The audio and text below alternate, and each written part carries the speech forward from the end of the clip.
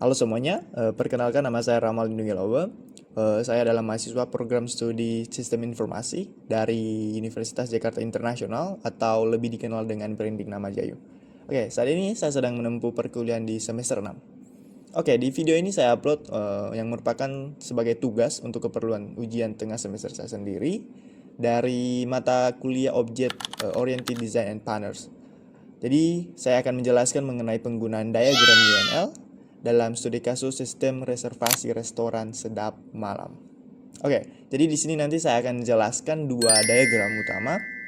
Yang pertama itu use case diagram dan sequence diagram. Dan selain itu juga saya akan memaparkan penentuan aktor dan penggunaan use case skenario. Dan juga saya telah membuat rancangan desain user interface-nya sendiri dari fitur yang akan terdapat di dalam sistem reservasi ini sendiri nanti. Oke teman-teman, untuk data soal dan studi kasus restoran sedap malam, teman-teman bisa langsung cek di link kolom deskripsi di bawah ya. Jadi berdasarkan dengan studi kasusnya, saya mengidentifikasi ada 4 aktor utama. Yang pertama itu adalah pelanggan. Jadi ini adalah pengguna utama yang berinteraksi langsung dengan sistem. Jadi bisa melihat denah, melakukan reservasi, terus membayar deposit hingga membatalkan pesanan. Dan yang kedua itu aktor resepsionis. Jadi mereka bertugas dari sisi restoran untuk memantau ketersediaan meja secara real time dan juga mengonfirmasi kehadiran dari pelanggan. Dan aktor ketiga itu payment gateway. Jadi ini adalah sistem pihak ketiga yang memproses pembayaran elektronik dan mengirimkan status sukses atau gagal transaksi. Dan aktor terakhir yaitu sistem scheduler atau timer. Jadi ini adalah sistem internal dari background yang mengelola hitung mundur seperti batasan waktu soft lock meja 10 menit dan batas pembayaran 20 menit. Jadi keempat aktor inilah yang akan nanti salingnya berinteraksi dalam rancangan sistem ini. Oke teman-teman, sekarang kita akan membahas use case diagramnya. Jadi biar lebih mudah kita akan membagi dua. Di kiri ada aktor manusia dan di kanan ada aktor sistem. Dan untuk interaksi dasarnya, pelanggan dan resepsionis bisa melihat denah dan meja. Dan juga selain itu, pelanggan juga bisa membatalkan reservasi secara mandiri. Untuk reservasinya, saat pelanggan memilih melakukan reservasi meja, perhatikan ada garis include yang artinya wajib untuk desain berorientasi objek. Jadi, aktor sistem scheduler akan otomatis mengunci meja tersebut selama 10 menit dan tidak bisa direbut oleh pelanggan lain. Untuk pembayaran depositnya, setelah meja dikunci, pelanggan wajib melakukan pembayaran deposit via payment gateway dalam batas waktu 20 menit. Dan skenario gagalnya, ya bagaimana jika pelanggan gagal bayar atau waktunya habis? Ya disinilah use case menangani kegagalan pembayaran aktif.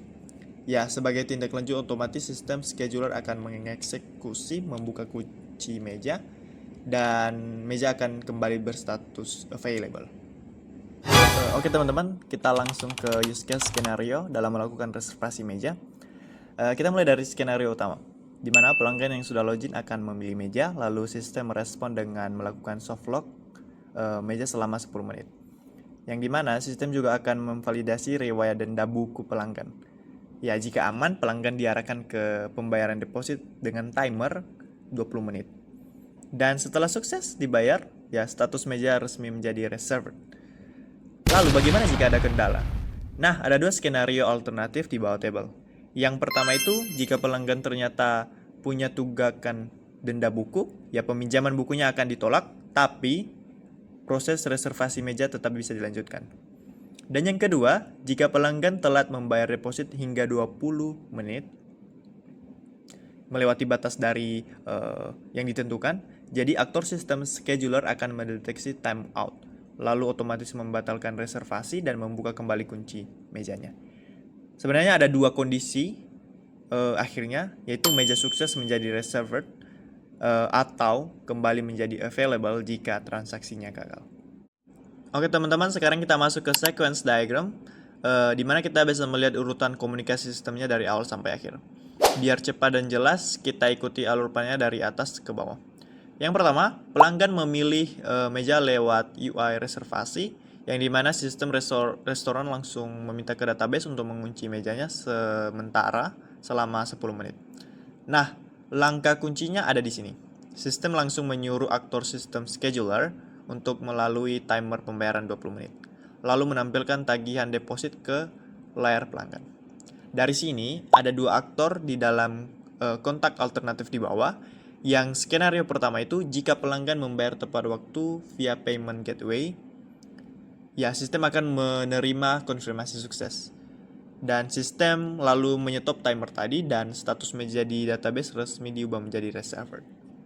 Dan skenario kedua, jika pembayaran pelanggan itu telat, yang dimana aktor sistem scheduler akan mendeteksi timeout 20 menit dan melapor ke sistem restoran.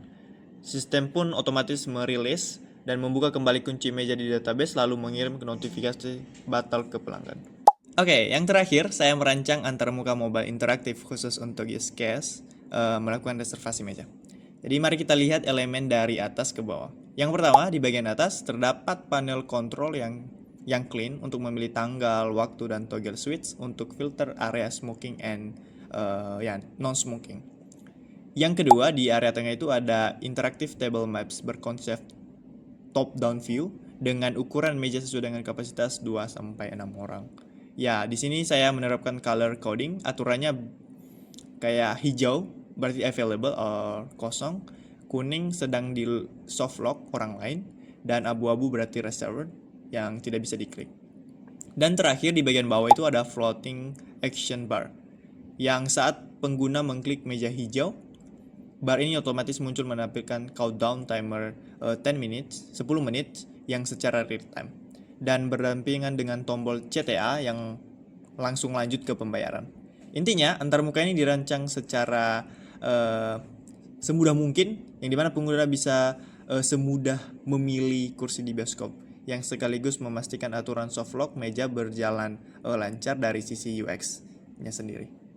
Oke teman-teman, jadi itu aja dari saya. Terima kasih.